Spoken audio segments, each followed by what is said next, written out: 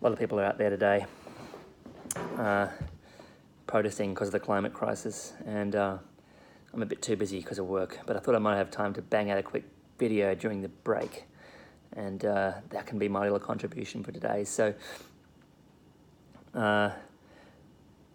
yeah, I just thought I'd lay something down about how we, like a lot of us who are worried about stuff like the climate crisis, see ourselves as champions of science. And if we really think we are champions of science, right, the climate science is in, then we should probably take on a bit more science, including science about how and why people believe stuff. Like if we want to change people's beliefs, maybe we should believe the science about how they believe.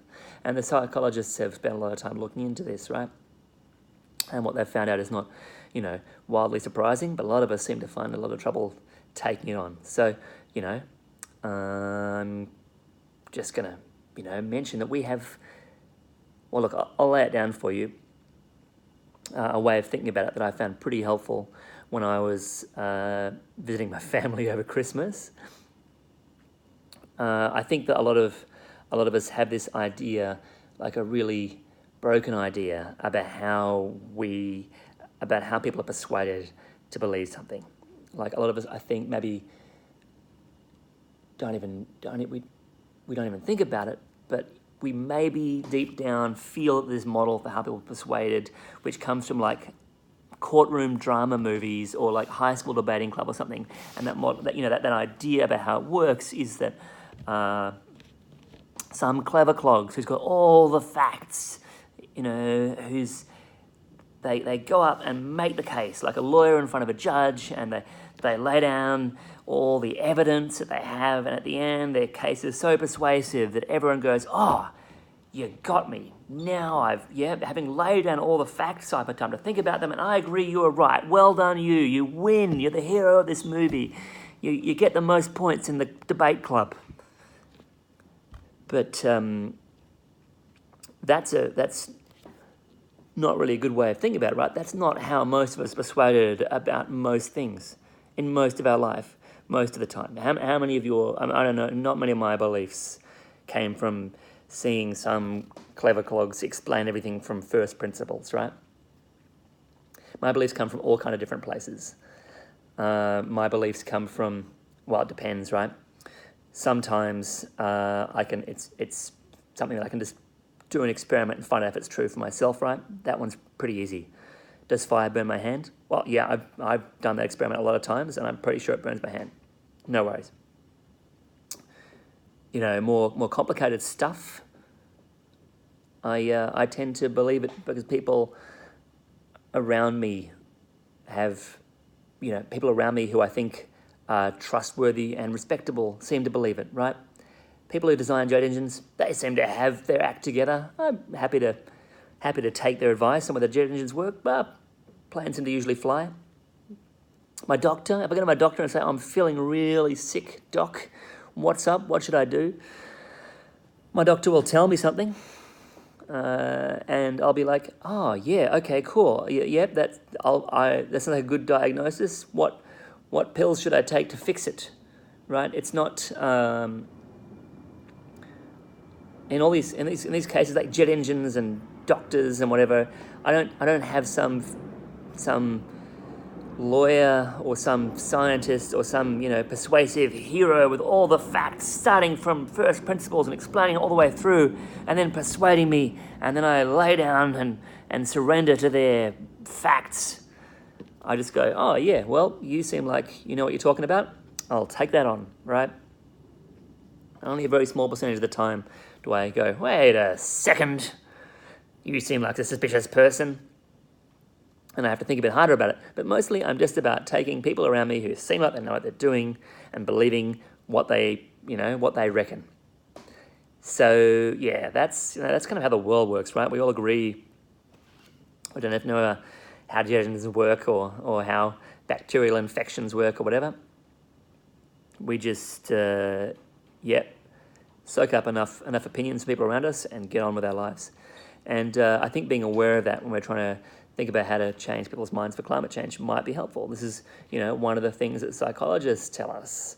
is that, arguments aren't very persuasive. If you want to be scientific about persuading people about science, maybe one way to do that is not to pretend to be scientists, right? One way to do that is just to turn up, have your belief about the thing, believe that maybe climate risk is worth managing, and do that as a trusted and respected member of the community. And that just means being trustworthy and being respectful yourself, right?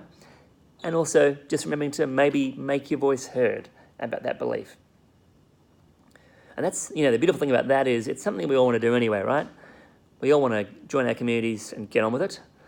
And, we all want to be trusted. We all want to be respected. It's just part of what we try and do in our lives. So, that part's already in the bag. The only part that we have to do is maybe thinking about, pushing the barrow a bit harder for the stuff that we occasionally think is too sensitive. And that means saying, oh, look, what does everyone else reckon about this climate change thing? Oh, that's what you think, is it? Well, I think this thing. And, as long as you are at least as trustworthy as the people who are pushing the climate denial wheelbarrow, the current party in government, the Murdoch press, whatever, as long as you're at least as trustworthy as these journalist jokers that no one's met and these pollies that no one's met, then you've got a good chance of shifting what people believe. You have a good chance of making it normal to take on the climate science if you take on a bit of the, social science about how people work. And I guess the only thing to think about maybe is being aware of making yourself heard in communities that you're part of that you wouldn't normally do it. People don't normally talk climate in the soccer club or down the pub or at the church or whatever. Maybe that's a place that you could voice that you wouldn't otherwise normally do it. But, we can do that as ourselves, not as fancy scientist lawyer or whatever other crazy idea we got from watching too many movies. We can just do it as ourselves. And, I think that is more honest and, hey, look, maybe more effective.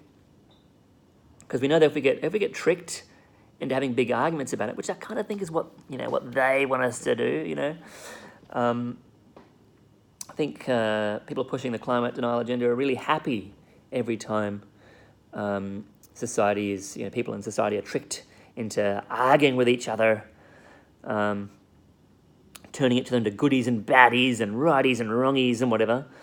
I think they're pretty happy that we're moving backwards from talking about it like normal people in this amazing society of ours. So yeah, I reckon that being aware of that really helped me get through my summer with my family and my random, distant relatives, and it's got me through some awkward office conversations too. Maybe thinking about that. I mean, just keeping it in front of me. I don't think it's like anything mind-blowingly new here, but it's just something that seems to be really easy to forget. So I'm just going to put it out there again. Be aware of where our beliefs come from and maybe try and leverage that a little bit. And maybe you'll find it's a more chill way of doing a little bit for keeping this country in operating order.